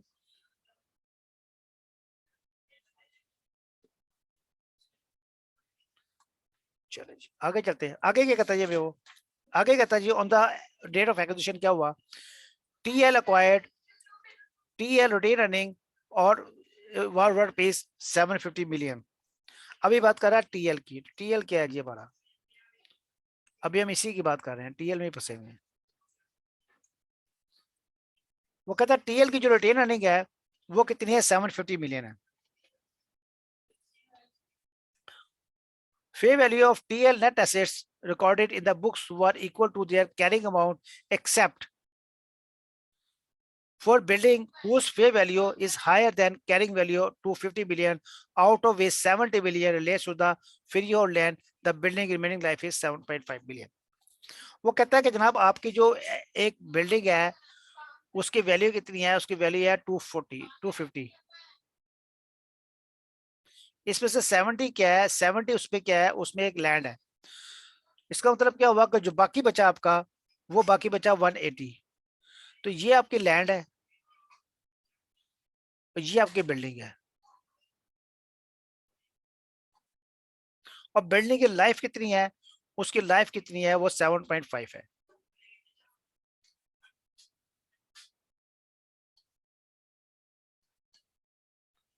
तो ये इसके डेप्रिसिएशन कैलकुलेट कर लेंगे, ये उस पर डेप्रिसिएशन आ जाएगी।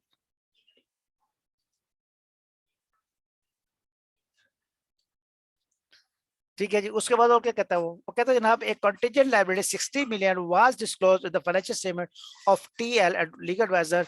वो कहता है जी इसमें कितनी वैल्यू है, इसकी 40 जो है आपको लायबिलिटी शो करनी है।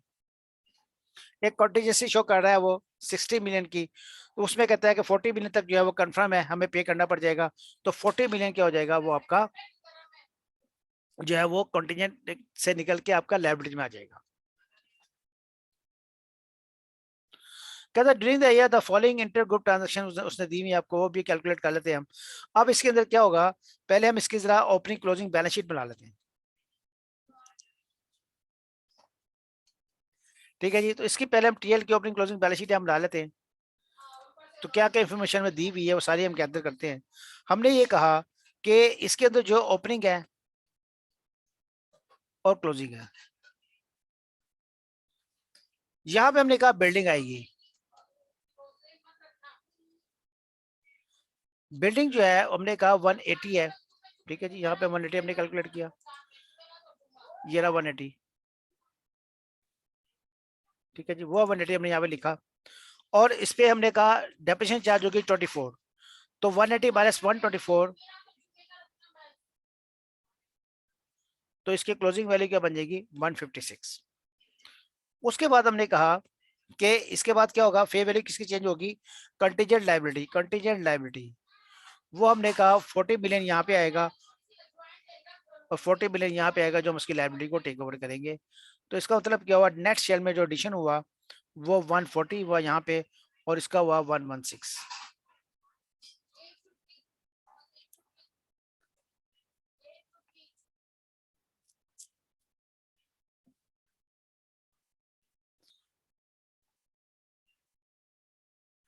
ठीक है जी। तो हमने कहा कि जो टीएल की जो बैलेंस शीट थी उसके अंदर जो है वो तमाम जो एसेट्स हैं वो कैरिंग वैल्यू पे जाएंगे, लेकिन उसके जो बिल्डिंग है उसकी वैल्यू जो है 180 से ज्यादा है। और उसके बाद हमने कहा कि जो कॉन्टीजेंट लायबिलिटीज है वो 40 बिलियन की जो है कॉन्टीजेंट लायबिलिटी जो हम उसको एक्स्ट्रा पे करेंगे।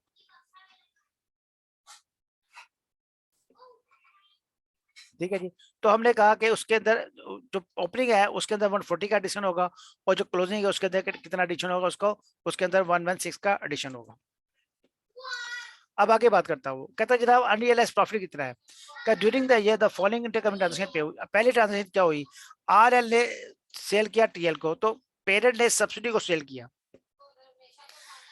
कितना सेल किया उसने, उसने 500 की सेल की है, जिसमें से जो 100 है वो 100 की वैल्यू जो भी इन्वेंट्री के अंदर मौजूद है। अब इसके अंदर जो है 100 के अंदर जो है आपने, अब थोड़ा इसको थोड़ा सा आपको इसका एक आइडिया देता हूँ कि होता क्या है यहाँ पे, ताकि आपको ये थोड़ा सा क्लियर हो जाए कि ये इंटर कंपनी ट्रांजेक्शन जो है हमने कैसे सेटल करनी है। देखिए जी, होता क्या है, एक पेरेंट है एक सब्सिडी है। अब पेरेंट जो है जब इसको सेल करेगा तो क्या होगा, पहला केस हमारा यही है कि पहले केस में क्या हो रहा है कि पेरेंट जो है वो सेल कर रहा है टीएल को। तो इस केस में क्या होगा, पेरेंट ने इसको सेल किया, इसमें प्रॉफिट ऐड किया, इसने प्रॉफिट ऐड करके इसने उसको सोल्ड कर दिया। अब इसने क्या किया, इसने 50% रोक लिया, 50% बेच दिया। अब जो रोक लिया वो कहां पड़ा होगा, वो इन्वेंट्री में होगा, स्टॉक में पड़ा होगा इसके पास। अब इसके अंदर क्या हुआ, इसके अंदर मेरा प्रॉफिट भी है। ठीक है जी। तो वो जो प्रॉफिट है उस प्रॉफिट को मैंने वापस करना है, उसको बोलते हैं अनरियलाइज प्रॉफिट। वो भी रियलाइज नहीं हुआ, रियलाइज कब होगा, जब एस सब्सिडी जो है उसको बाय सेल कर देगी। तो वो इन्वेंट्री जो अभी सेल नहीं हुई बाहर, उस प्रॉफिट के अंदर क्या हुआ, मेरा मैंने प्रॉफिट भी ऐड करके रखा हुआ है। तो वो जो मेरा प्रॉफिट का शेयर है उसको मैंने रिवर्स करना है। ठीक है जी। तो वो जो शेयर है उसको मैंने रिवर्स करना है यहाँ पे। देखिए अब इस चीज को मैं इसी चीज को जो है वहां पे क्वेश्चन के अंदर करते हैं, उसके बाद हम उसको जो रिवर्स देखेंगे बाद में क्या होता है। अब यहाँ पे हुआ क्या, उसने कहा कि जनाब आपका रियलाइज प्रॉफिट कितना है, 100 में से 15% आपका प्रॉफिट है। इसका मतलब क्या हुआ कि इतना जो है आपको वापस निकालना है, उसमें 15 जो है मेरा अनरियलाइज प्रॉफिट पड़ा हुआ है, उसको मैंने रिवर्स करना है। तो रिवर्स मैंने कहां से करना है उसको, मैंने इसको रिवर्स करना है अपने पीएनएल से। तो पीएनएल में से इसको माइनस कर दूंगा। ठीक है जी। उसके बाद बात करते हैं जब सब्सिडी सेल करेगी पेरेंट को फिर क्या होगा। अब सब्सिडी सेल करेगी पेरेंट को, यहाँ पे ऐसे रिवर्स जाएगा। जब सब्सिडी को सेल करेगी तो सब्सिडी उसमें प्रॉफिट डालेगी और वो प्रॉफिट इसके पास आएगा। ठीक है जी। अब क्या हुआ कि सब्सिडी का प्रॉफिट इधर चला गया। अब सब्सिडी पे जो हमारी इन्वेस्टमेंट है उसके अंदर एनसीए भी शामिल है। बस यहाँ पे ये फर्क देखना है आपने कि जब ये जो प्रॉफिट इधर रिवर्स जाएगा, इसका इफेक्ट दो जगह जाएगा, एक पेरेंट में जाएगा और एनसीए में जाएगा। और ये जो प्रॉफिट है इसका पूरा का पूरा इफेक्ट जो है वो पेरेंट में जा रहा है। बस इसमें ये आपने देखना है कि जब सब्सिडी से चीज वापस जाएगी पेरेंट में, तो उसमें क्या होगा, उसमें एनसीए भी जा रहा होगा। ठीक है जी। तो ये जो अनरियलाइज प्रॉफिट है, जो सब्सिडी का प्रॉफिट पीएनएल में जा रहा है, अनरियलाइज प्रॉफिट है, इसको आप दो दो जगह डिस्ट्रीब्यूट करेंगे। इसको आप एनसीए में भी डालेंगे, इसको आप पेरेंट में भी डालेंगे। लेकिन जो पेरेंट का प्रॉफिट था वो 100% पेरेंट का प्रॉफिट था, तो उसमें हमने एनसीए का इफेक्ट नहीं लिया।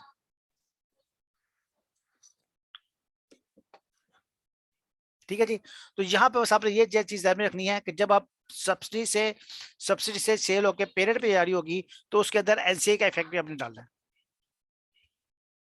ठीक हो गया जी। तो यहाँ पे इसका इसका जो स्टॉक है वो 50% है, इसका आप 25% लेंगे तो वो कहता है 37.5 जो है इसका, और टोटल में कितना हो जाएगा, ये आपका टोटल आ जाएगा आपका 52.50। तो 52.50 जो है ये आपका कहाँ से माइनस होगा, ये आपका इन्वेंट्री से माइनस हो जाएगा। तो इन्वेंट्री में मैं क्या करूंगा, इन्वेंट्री में से मैं 52 पॉइंट या 53 जो है मैं माइनस कर दूंगा। यहाँ पे इन्वेंट्री का आपकी ये आ रही है, तो यहाँ पे हम क्या करेंगे 52.5 जो है यहाँ से हम माइनस कर देंगे।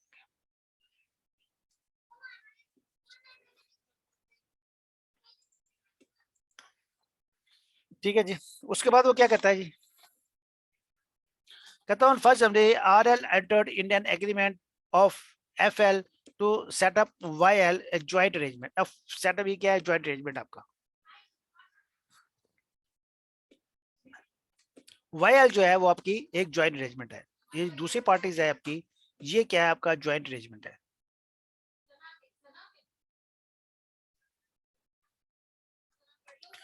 ज्वाइंट अरेंजमेंट की बात वो क्या करता है, वो कहता है ज्वाइंट अरेंजमेंट है RL has 60% rights to net assets of YL, RL and FL have agreed YL profit not to be distributed in near future। उसमें उसका शेयर कितना है, उसका उसका शेयर जो है वो 60% है, तो इसका जो प्रॉफिट है उसमें 60% हमारा शेयर है। अभी सारी नेट एस्पेक्ट है, तो इसको आप कोई इफेक्ट जो है कंसोलिडेशन में इसका नहीं लेंगे, सिर्फ क्या इफेक्ट लेंगे, इसका 60% आप ले लें, जो आपका शेयर है वो आपका बनेगा 228।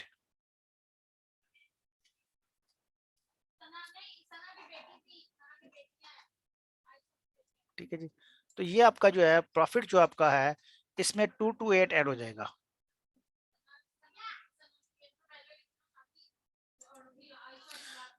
और ज्वाइंट अरेंजमेंट में इसका कोई ट्रीटमेंट नहीं है, वाईएल का सिर्फ इतने ट्रीटमेंट है।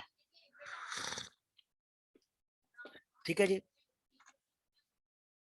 उसके बाद वो बात करता है, कहता है एप्लीकेबल टैक्स रेट जो दिए हुए हैं वो उसने कहा 25% RL का है, और टीए का कितना है 30%, इससे वालों का ताल्लुक नहीं है। द गेन और disposal of land is exempt from tax, interest expense is allowed under the tax laws of payment. RL value NCI at acquisition proportionate method जो है उस पर जो है उन्हें NCI को कैलकुलेट किया है।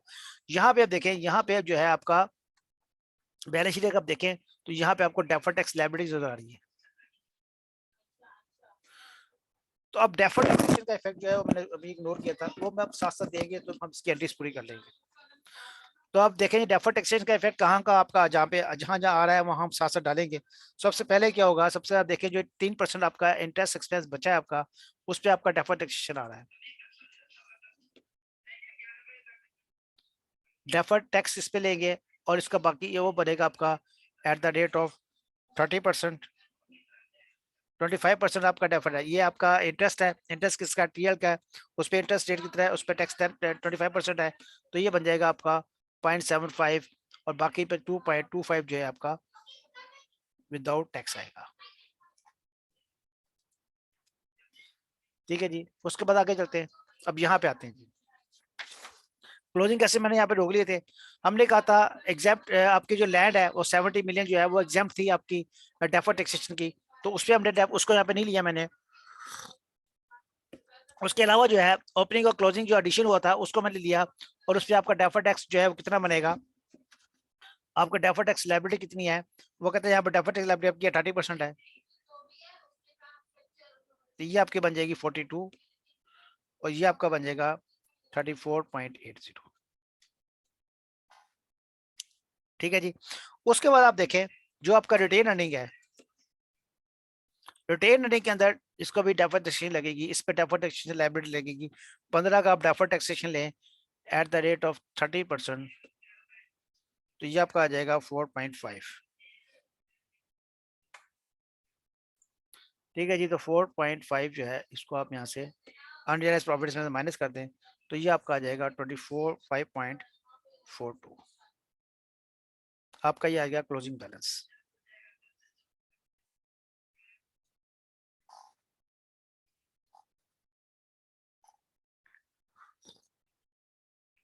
ठीक है जी।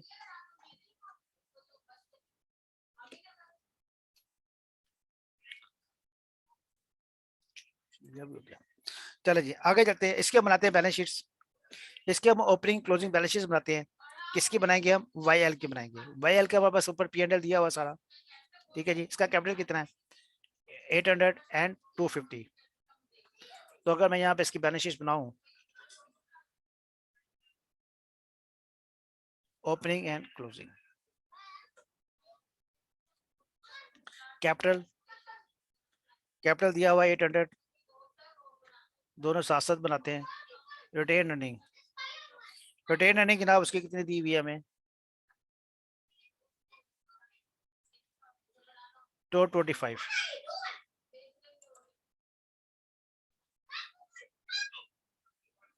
ठीक है जी। उसके बाद जनाब हमें क्या दिया हुआ इसका, सॉरी ये इसका शेयर प्रीमियम अकाउंट है।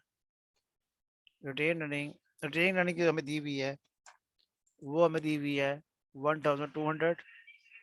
ये हमारे पास क्लोजिंग है। और ओपनिंग कितनी दी हुई है हमें? ओपनिंग हमें दी हुई है इसने 750।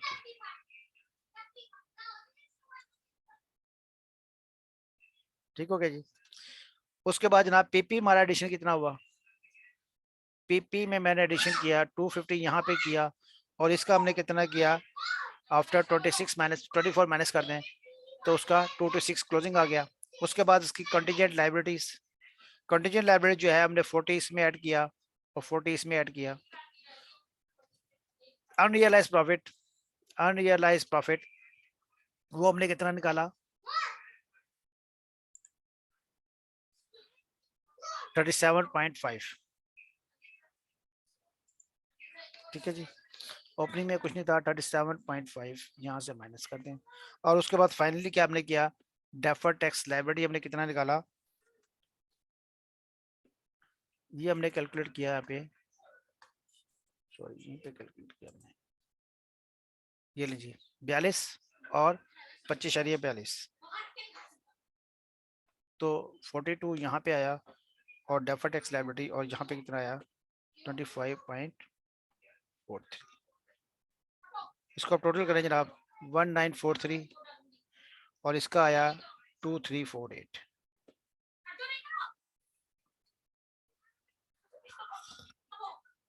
अब इसका ये आ गया इसका INA। ठीक है जी। INA जो इसका यहाँ पे आया, तो यहाँ पे हम देखें INA में छोड़ा हुआ इसका, यहाँ देखें जी, यहाँ पे इसका INA कितना आया और NCI कितना आया। यहाँ पे NCI भी निकाले इसका, NCI कितना है? 20%।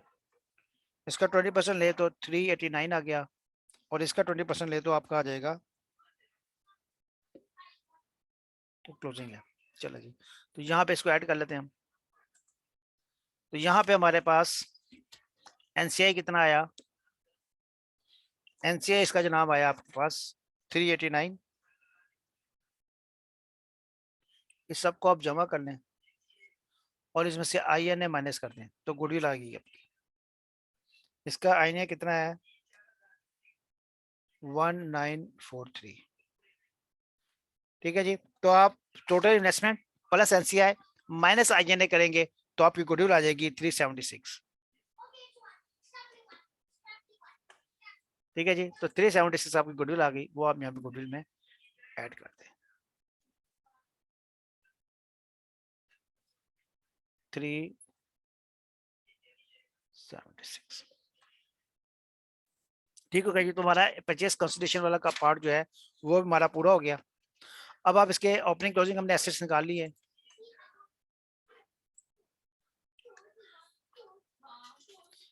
इसका डिफरेंस कितना है? इसका डिफरेंस आपका आएगा 405। ये आपका क्या आ गया? ये आपका पोस्ट एक्विजिशन प्रॉफिट आ गया, पोस्ट एक्विजिशन प्रॉफिट।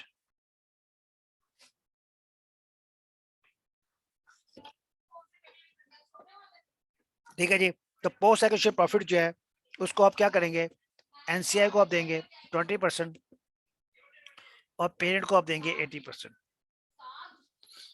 तो पेरेंट का आ जाएगा 324 और NCI का आपका आ जाएगा 81। 81 आपका आ गया एनसीआई और ये आपका ओपनिंग एनसीआई है। ओपनिंग एनसीआई प्लस इसको आप कर ले तो आपका टोटल एनसीआई आ जाएगा क्लोजिंग एनसीआई,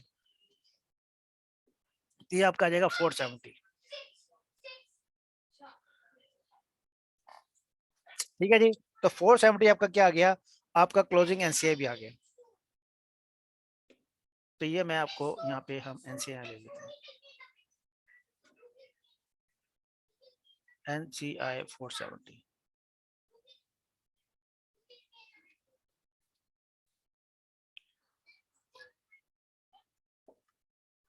ठीक है जी, जहाँ पे समझ आया बता दिएगा। तो सिंपल सिंपल सा भी हम कर रहे हैं, हमने दोनों की ओपनिंग क्लोजिंग बैलेंस शीट बनाई, डिफरेंस लिया, वो P&L है, पोस्ट एक्विजिशन प्रॉफिट है, उसको दोनों में डिवाइड किया। आपका एनसीए का पोर्शन चला गया 20%, 80% आपका इधर चला गया। वो जो 20% में ओपनिंग ऐड किया तो आपका एनसीए भी कैलकुलेट हो गया यहाँ पे, और आपका P&L भी कैलकुलेट हो गया। 324 जो है आपका प्रॉफिट आ गया, इसको हम प्रॉफिट में ऐड कर लेते हैं, प्लस 324। ठीक है जी, तो ये तीनों चीजें कैंसिल हो जाएंगी तो हमें नहीं चाहिए। चलें जी, अब इसको हम जमा कर लेते हैं।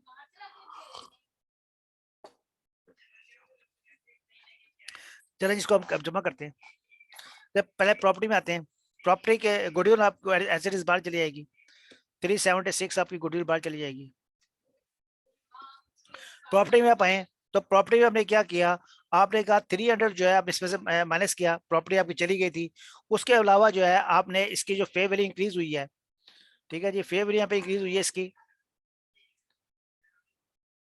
राइट, 180, सॉरी यहाँ दिया हमने, यहाँ पे एडिशन कितना किया हमने प्रॉपर्टी में, 226, तो ये आपका एडिशन यहाँ पे आ जाएगा प्लस 226, तो ये आपकी प्रॉपर्टी बाहर आ जाएगी 10,376। ठीक है जी, इन्वेस्टमेंट आपकी कोई नहीं आती, कैंसिल हो जाएगी। उसके बाद इन्वेस्टमेंट आपका 900 आया, 900 जो है आपका आपने इन्वेस्टमेंट की हुई है किसमें, वाईएल में।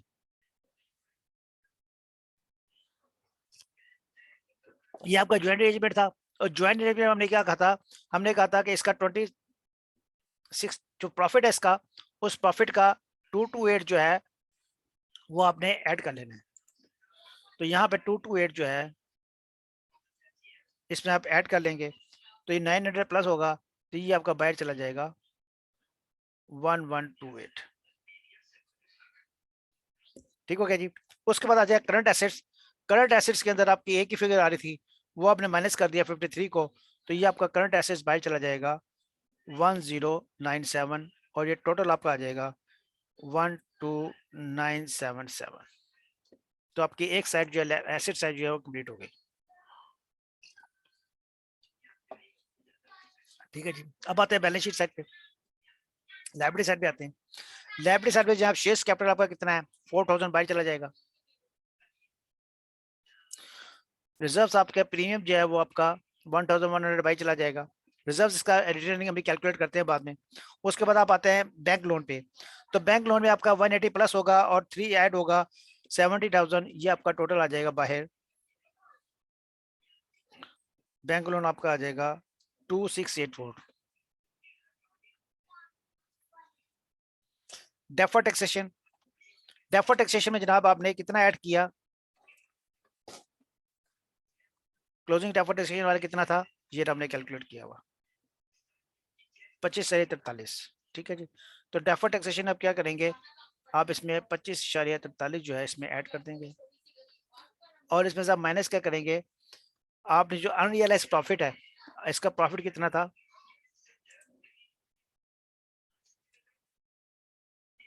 ये देखें जी, ये डेफर टैक्सेशन का इफेक्ट है। तो ये आपने अनरियलाइज प्रॉफिट में इसमें से आप माइनस करेंगे, तो डेफर टैक्सेशन आपका टोटल बाहर आ जाएगा 390। ठीक हो गया जी, डेफर टैक्सेशन भी हो गया। और इसमें क्या रह गया, करंट लाइबिलिटीज, करंट लाइबिलिटीज कितना है, इसमें 40 आपके कॉन्टीजेंट लाइबिलिटी ऐड कर देंगे, तो ये आपका बाहर आ जाएगा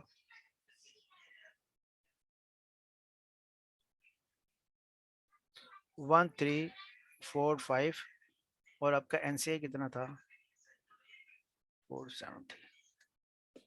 ठीक है जी, अब इसका रह गया सिर्फ रिजर्व्स, बाकी सारी चीजें कैलकुलेट हो चुकी हैं। ठीक है जी, रिजर्व्स कैसे बनेगा इसका, रिजर्व देखें क्या है। रिजर्व्स के अंदर 150 आया, 324 आया, और इसके अंदर 28 हमने उधर ले लिया, 28 हमने लिया, और इसके अंदर क्या रह गया, इसके अंदर रह गया हमारा अनरियलाइज प्रॉफिट। अनरियलाइज प्रॉफिट देखें जी, आपने ये डेफर्ड लायबिलिटी चला गया, टोटल 15 था, उसमें से -4.5 आपकी लायबिलिटी होगी, तो नेट कितना रह गया, ये आपका जो पीएनएल को जाएगा वो 10.5 जाएगा। तो नेट ऑफ डेफर्ड लायबिलिटी जो है वो 10.5 जो है आपका, वो आपका रिजर्व में चला जाएगा। प्रॉफिट कम हो जाएगा, उसको माइनस कर देंगे। ठीक है जी, 324 150, और आपका जो इंटरेस्ट था ये वाला, आपने पीएनएल में इंटरेस्ट जो इसका ये 3 था, यहाँ 3 इस माइनस हो जाएगा। ठीक है जी, इसको नेट ऑफ टैक्स कर दें, तो ये आपका रिजर्व पूरा हो गया, सारे रिजर्व आपके आज के, फिर टोटल आपका आ जाएगा बाहर 2989 और मैच कर जाएगा 1977।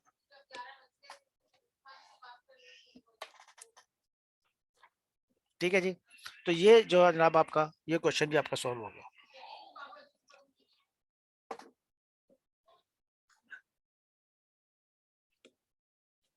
ठीक है जी, तो ये भी सिंपल क्वेश्चन था, इसके अंदर कोई इतनी बात नहीं थी। मैंने इसको जो सोल्यूशन कराई है वो मैंने अपने तरीके से कराई है, तो आप जो आई कैप की सोल्यूशन हैं उसको भी देख लीजिएगा, वो आपको समझ आ जाएगी। मैंने जरा इसको सिंपल करके बनाया। ठीक है जी, तो आज के लिए मेरे ख्याल से इतना रखते हैं। तो नेक्स्ट क्वेश्चन जो है हमारे आई कैप के भी क्वेश्चन हमारे चल रहे हैं, तो वो क्वेश्चन जो है इंशाल्लाह हम एक सिटिंग या 2 सिटिंग और करेंगे, और अभी हम जो है ना आई कैप के मजीद क्वेश्चन जो है करेंगे, ताकि मेरी इस पे और जो है कंसोलिडेशन पे ग्रिप आ जाए। ठीक है जी, तो आज के लिए मेरे ख्याल से इतना काफ़ी है। तो इंशाल्लाह जो नेक्स्ट लेक्चर है हमारा नेक्स्ट ट्यूसडे को होगा, तो उसमें हम आई कैप के मजीद क्वेश्चन जो है वो सॉल्व करेंगे। ठीक है जी, तो आज का लेक्चर हम ये पे ख़त्म करते हैं। तो इंशाल्लाह फिर जो है ना आपसे मुलाकात होगी नेक्स्ट क्लास में।